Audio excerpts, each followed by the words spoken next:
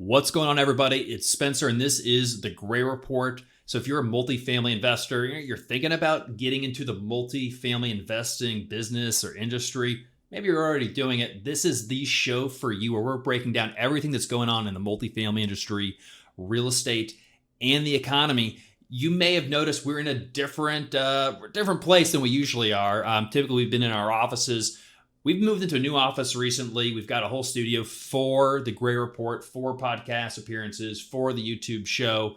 We're still putting stuff together. This is the first time we've produced a show like this. So we appreciate you bearing with us. Obviously, Matt Bosnagel is here like he is every week. And, well, there's no bringing him in, but let's just get into the show.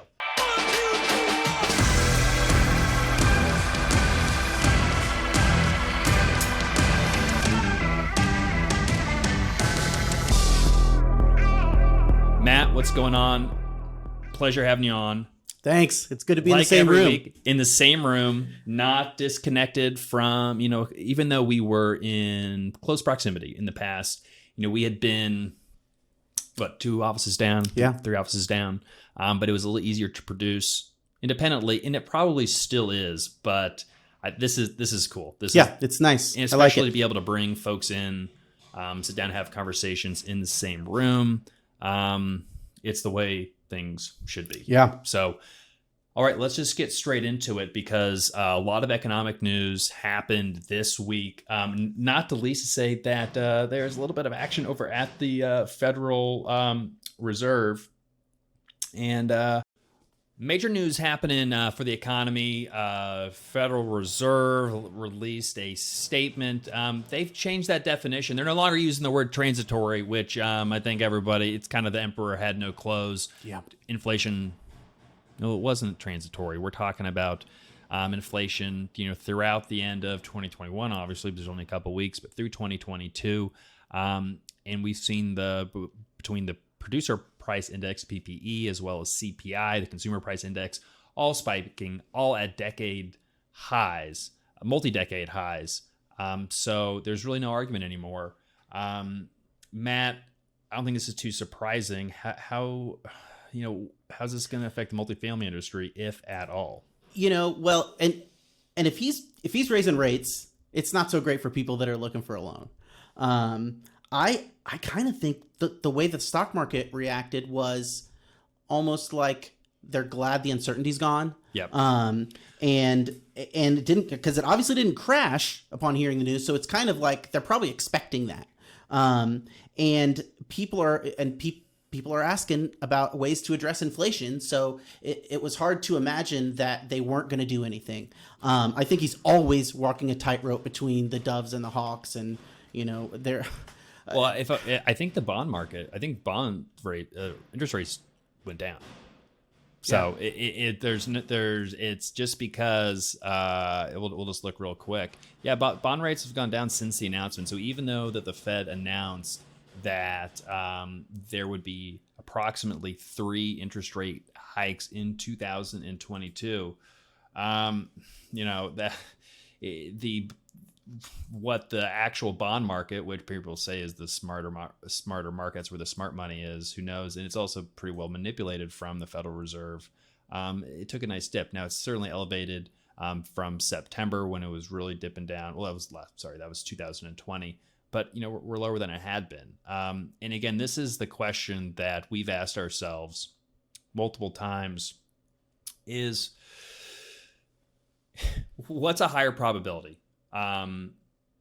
Interest rates, the 10-year being at 5%, or more mortgage rates, but call the 10-year being at 5% over the next couple of years, call it 5 years, or negative 10-year in the next 5 years. What's more likely? Well, I don't know. 5%. It is not. I think a lot of this is that people have grown up. They don't know. They've never seen interest rates this high. There's never been in our lifetimes the need for interest rates that high. I mean, at 5%? Yeah. I think they were getting up there in 2018 or so, and in the 90s, I think they were but just on the 10-year, or at least interest rates, or maybe not the 10-year itself. Here we can go back to 1962. Let's why not do that? So I mean, what is true 100% is this aberration during the 1970s and really in the early 80s of a spike of interest rates. And you're right, Matt. Interest, the 10-year, hasn't gotten to hit 5% since 2006 or so, and it's been on a steady decline since. The question, on top of are we going to see 5% or are we going to see negative rates? It's twofold. One, look at this trend line. The second is if 7% CPI does not move interest rates, if that does not move the 30-year bond, if that does not move the 10-year bond significantly, what will? Yeah. What is going to move it? There's so much debt that's been created that needs to be inflated away. Mm-hmm. They want to get to full unemployment.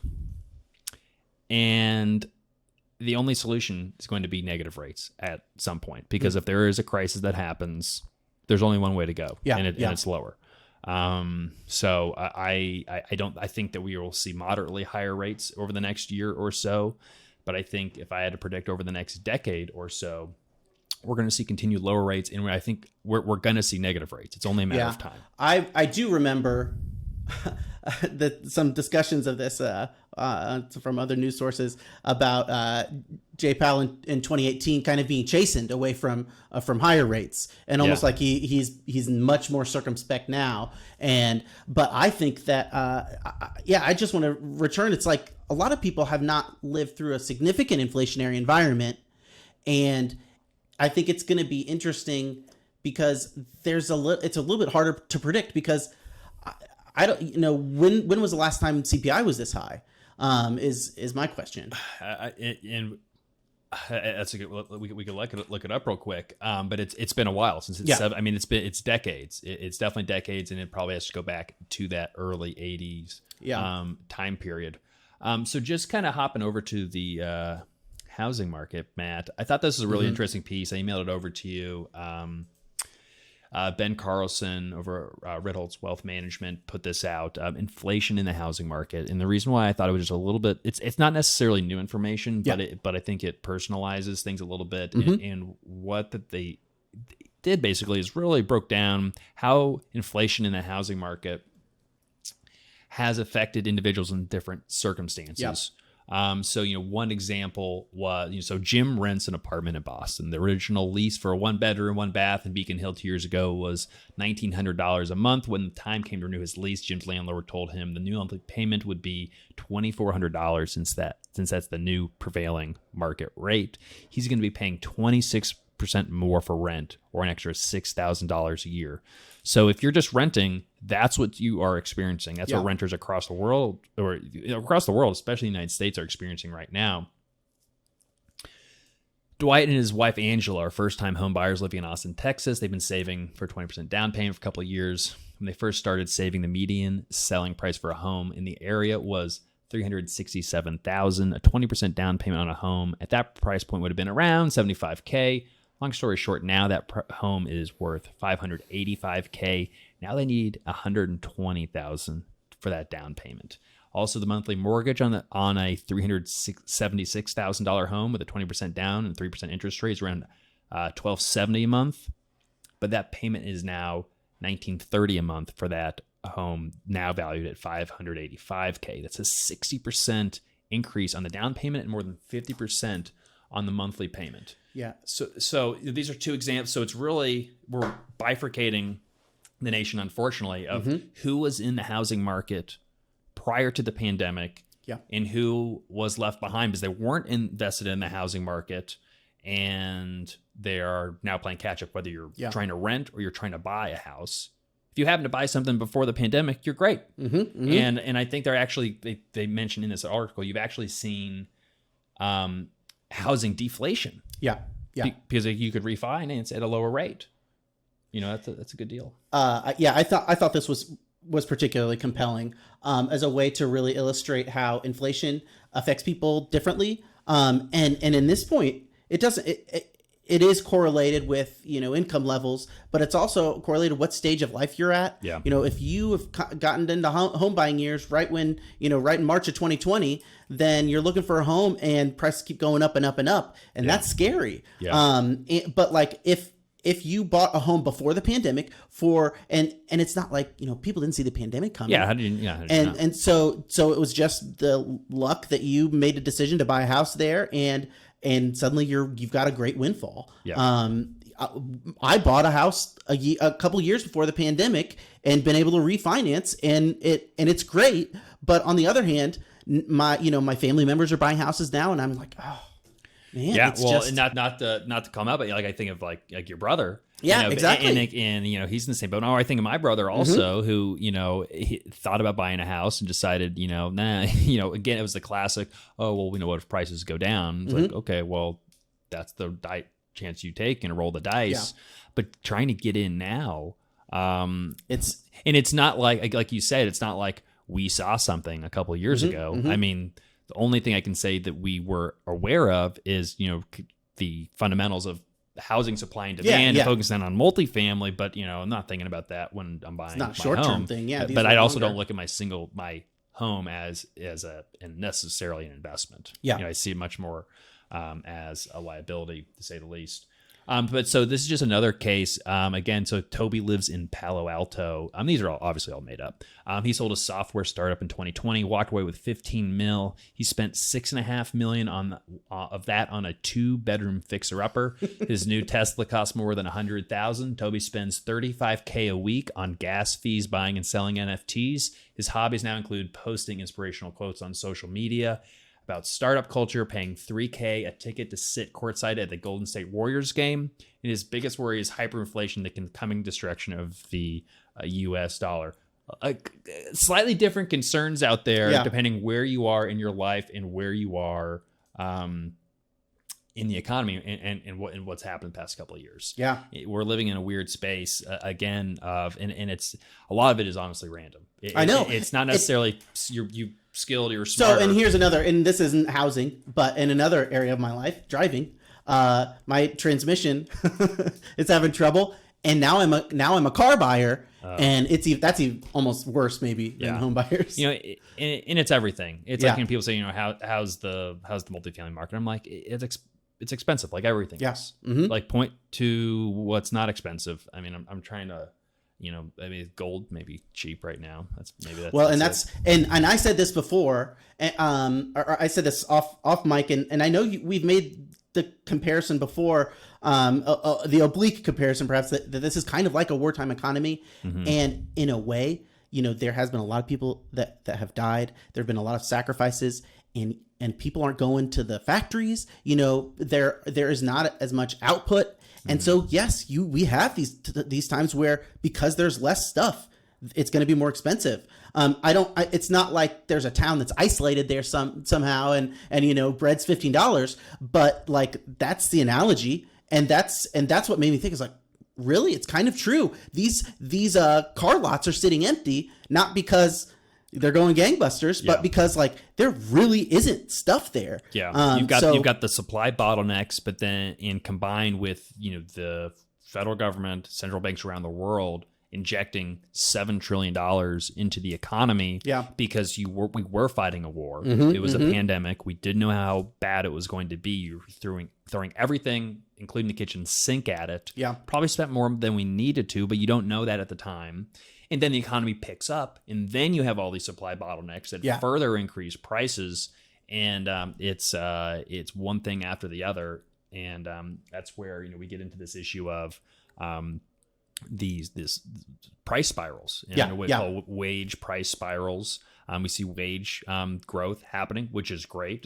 Even talk of maybe wages are growing too high, but that it's the dog chasing his tail, and it's going to keep going around and feeding itself. What I'm wondering too, and this is last week I was a little bit less pessimistic. I'm a little worried about the continued effects of COVID now that this Omicron is coming through, and it may not be as severe symptoms they're saying, but like numbers are going up. Everybody's getting it. Yeah. Yeah. I've talked to multiple people. So this is all, it's an anecdotal sort of, but so many people I've spoken to are like, I know, 5 people who have COVID right now. Yeah. So I don't know too many people personally, but I've, heard a lot of people who, know a lot of people. And thank goodness it's less severe. But then again, like that's got to lower productivity. They're not going to be in the office for days or weeks or however long it is for them to get over it. Yeah. So that is just an added risk. And what's concerning me, I don't know, maybe you've heard about this with your boys at school, but I'm hearing rumors of school at home. For 2022. I haven't heard anything concrete for my kids' school, but like all the headlines of the past 3 or 4 days were almost like a screeching brakes on the return to the office and all of this stuff.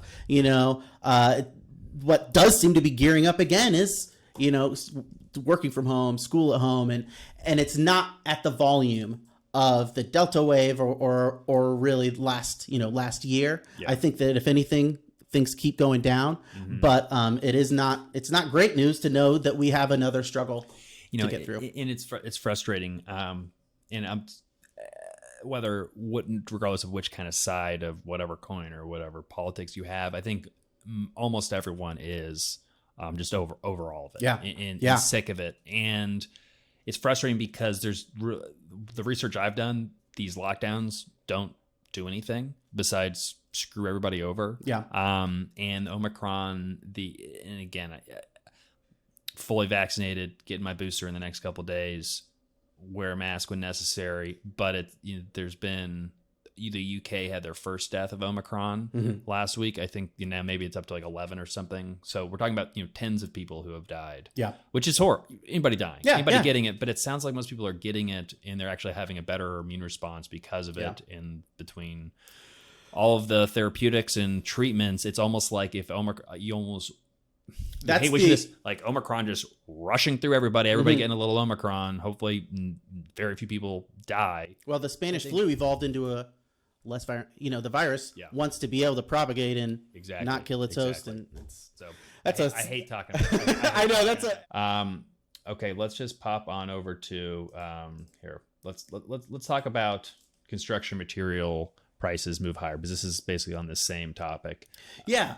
I like this article. I was kind of looking around for a good take on the increased price of commodities. I was looking at it because I saw a lot of headlines about lumber. I remember lumber used to be, it was for a while it was like $600. Yeah, that's what we were thinking be a reasonable price. And now if you look at lumber prices, they're almost double that. They could be double that today if the price has gone up, but it's definitely gone up since the newsletter was published last night. Yeah. I think that it's interesting how widespread these price increases are. And a good quote here was, what does it say? It's a testament to the size of the price increases of the other commodities in this chart, which is the construction materials chart, that price rises of only 20% are hardly worth discussing.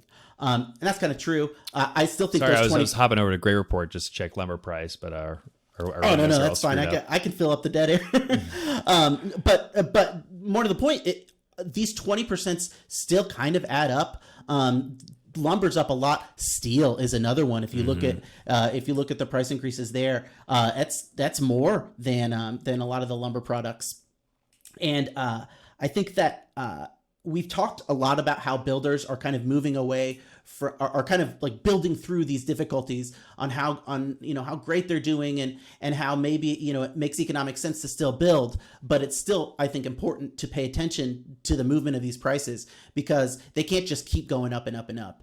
And it was something that we were worried about when lumber was earlier in the year, when it was like above 1,000, and it's above 1,000 again. And I still think that it's it's worth keeping an eye on. Yeah, I mean 60% on steel. I mean, that's incredible. I'm surprised actually copper's not even more. But I mean, if you got still 30% copper, 60% steel, anywhere between on hardwood, 36%, 12-month change.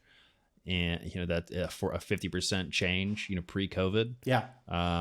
That's what's interesting too about steel. This is just in the past year, not in the past, since COVID. It's the past year that it's up 60%. So you're gonna get a nice lens flare when you come back to this camera. Maybe we might just have to keep this as like a podcast with the screen captures, Matt. Yeah. Because so part of the new studio, not to digress, but we're gonna have these nice blinds and stuff, but those haven't been installed yet. Also, we usually do this earlier in the day. This is kind of the magic hour when it comes to lighting. Exactly. But anyway, so Matt, where are we going to next? Yeah, so I'd like to talk about a little bit about the MetLife report. This is talking about the housing market from really from a long-term perspective, from really kind of a decades-long perspective, and this talks about the Great Recession, and we've mentioned how it impacted home ownership, but this report does give that as a little context. And it looks forward and tries to predict kind of how things are from the 2020s on to 2030. For instance, it does predict increased returns for single family rentals in the next year or so. But looking across the whole decade, the authors of the report expect more competition among institutional investors and other investors in general in the single family market, and so the returns will kind of go down a little bit. Mm-hmm. I think for the near term, when they're talking about demand from renters, they say that examples of temporary and cyclical COVID-related conditions could have limited housing supply and driven up returns, and they expect these conditions to abate, to kind of go down in 2022 and 2023. But long term, they are really targeting households entering this is for rentals. Households entering child rearing years, office workers needing more space to occasionally work from home, and aging baby boomers, which are going to be the strongest demand pressure on the residential investment market. Why did they say? Is because aging millennials and baby boomers are both facing their own versions of financial challenges. Those are the challenges we just read about in that inflation article. Yeah. Owning a home costs a lot of money, and that fact really won't change in the next decade. And there's no incentive motivating factor than child rearing for whether it's provide security or whatever in an environment. There's if it's just yourself or your girlfriend or wife, you can all right, 1 bedroom studio apartment, let's just hang out, mattress on the floor, I don't care. All of a sudden you start having kids, and like the mattress on the floor ain't gonna really cut it anymore if your wife even let that fly. I do think it is interesting, and they say about their prediction is about 11 million households will be formed in the next 10 years. They do talk about risk factors too. Yeah. And how there is the possibilities that baby boomers could move out sooner rather than anticipated, which would increase housing supply. There could be a reversal of the work from home trends that really were amplified by the pandemic, but didn't begin in the pandemic. Mm-hmm. And then there's kind of the X factor of legislative changes, which could really change things for investors. And they kind of particularly highlighted legislative attention on the single family market, which that's the growing market. And I could see them looking twice at it when there's more increased investor attention. Yeah. Well, I think, and again, we're undersupplied in general. The baby boomer and the older demographics, that's going to be really interesting to watch, because there's no one's really sure what they're going to do in terms of aging in place versus going to senior housing. Now, if they had a home that they've owned, it's gone up in value 20%. And so because a lot of aging in place is expensive, but you've got quite a bit of equity that they've built up, whether through some kind of refinance, reverse mortgage, which Fred Thompson, talks about that quite a bit. I don't know if it sounds like a scam, but regardless, there's a lot of equity they can pull on. So, maybe they can afford to age in place rather than going to senior living, but senior living has got a lot of advantages, obviously, but it's not cheap either. That's the thing. It's like, it's not cheap at all. But you've got this huge demographic chunk that's got to live somewhere. And I know a lot of them don't want to deal with the maintenance of a home. So that's kind of end of the day. So we're seeing more and more seniors at our market rate, non-senior apartment communities. A lot more than you would really imagine. I think that I don't know if this is true of all generations, but I think that there is some resistance to you move into a senior home, then you're a senior. 100%. And if you stay in your home, then you're just a person who has a home. But there's going to be a point where they can't live, where you just can't live there. Yeah. And it's like I said, I don't know the actual outlines of these trends, but it would be interesting to have, to find a graph and see where this is going, because I don't think it's going to happen all of a sudden, but it could just track with the aging of the population. I think so. And again, I mean, we could talk about supply and demand. It's easy just to say that, but I mean, look at there's the supply between 2010 and 2020 just dropped off, and now if it's just we're not building enough, we're still not building enough. Yeah. So we need, what is it telling us? We need 16 million housing units like today. So we need 16 million housing units today. They think that they expect 11 million in household formation. So that's 25, if I've done my math right. And and we in terms of the at least multifamily side, I don't have the single family statistics put to memory yet, but I mean we deliver anywhere between, we're going to deliver a record amount this year, like 400 some thousand housing units, but usually around sub 300, maybe 300,000. That's what we've done this last decade. Like that's a little bit of a deficit. And what do you think is going to happen with occupancy? So we would have to really triple the output of that 400,000 every single year for 10 years. Now, to hit what they're saying we need to hit. I mean, absorption is usually just a little bit under that, but this year absorption just, skyrocketed, and we missed by 200 some thousand. The spread between new supply and supply that has been absorbed. Yeah. And we're seeing that directly show up in the occupancy rates across the country. It's nuts. All right. Okay, so Matt, Rent Cafe 2021 year-end report. What do you got for us?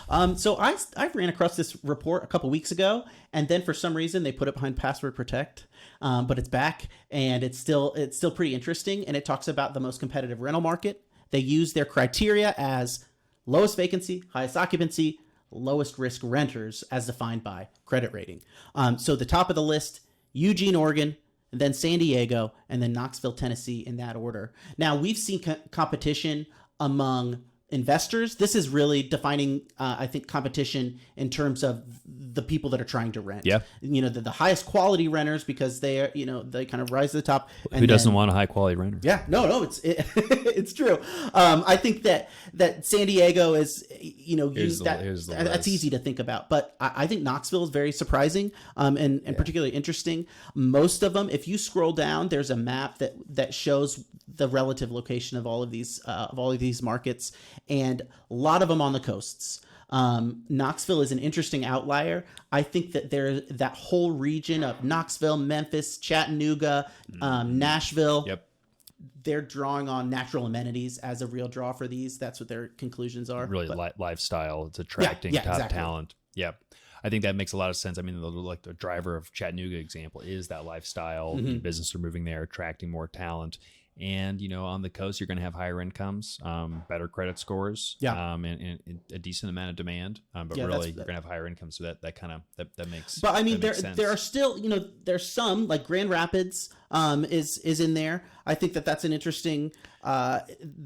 But that may kind of cut along the same lines of, there's kind of outdoor stuff to do. Michigan is a fun place. And Eugene, Oregon is the top, and they call it the Silicon Shire due to its verdant natural surroundings. The Silicon Shire.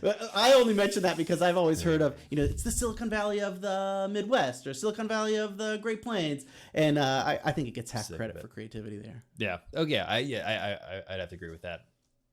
Fascinating stuff. Yeah, Eugene at the top, San Diego, Knoxville. These are also a list of like cool places people want to live. Yeah. Is what and it's an interesting correlation of just there's like a coolness factor, which they're only using occupancy rate, demand, and credit score.